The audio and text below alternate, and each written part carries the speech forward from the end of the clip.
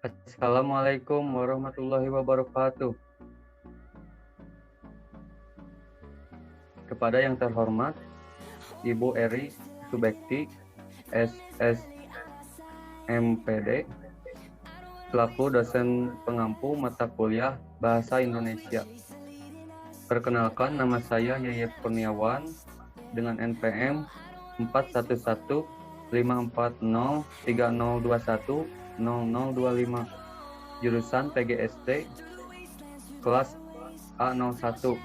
Di sini saya akan mempresentasikan mengenai proposal kegiatan dengan bertemakan Idul Adha 1443 Hijriah. Yang pertama diawali dengan latar belakang.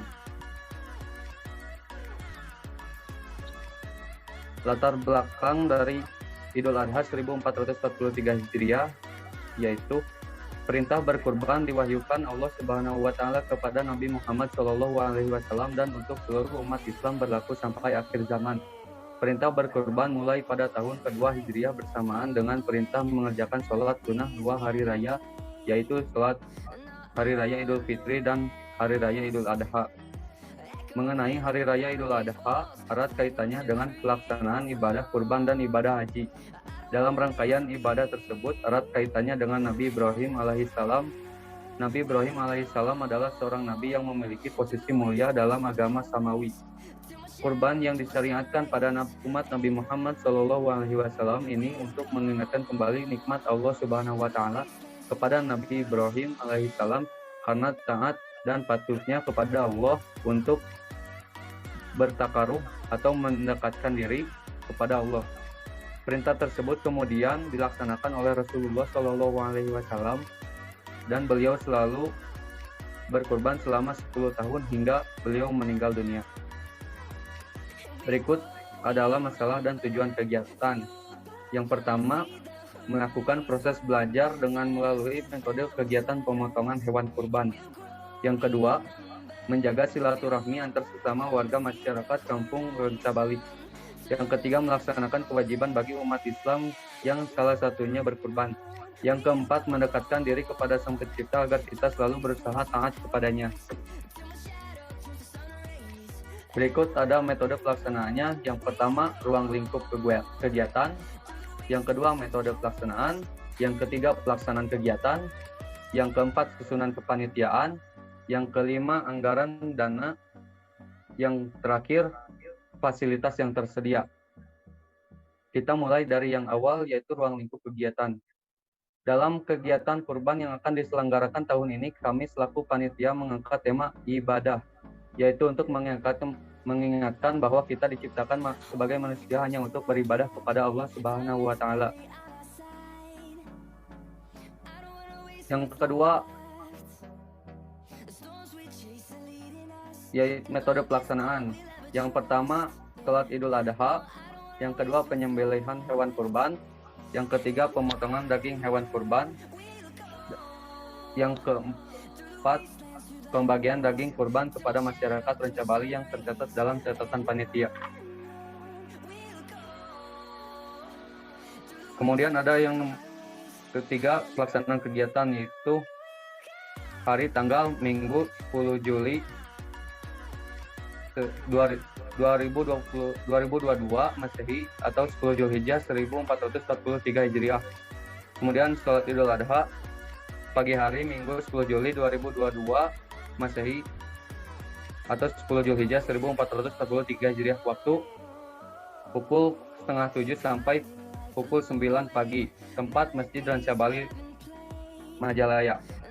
Penyembelihan hewan kurban waktunya pukul 9 sampai pukul 10 pagi. Pemotongan daging kurban yang teratur waktunya pukul 10 sampai setengah 2 siang. Pembagian daging kurban kepada masyarakat pukul setengah 2 siang sampai setengah 3 siang menjelang sore.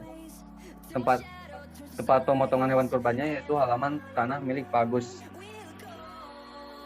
Lalu ada susunan kepanitiaan, yaitu penyembelih. Penyembelih di sini adalah Pak Haji Asep. Pak Haji Asep sebagai penyembelih agar kegiatan berkurban dapat sesuai syariat Islam.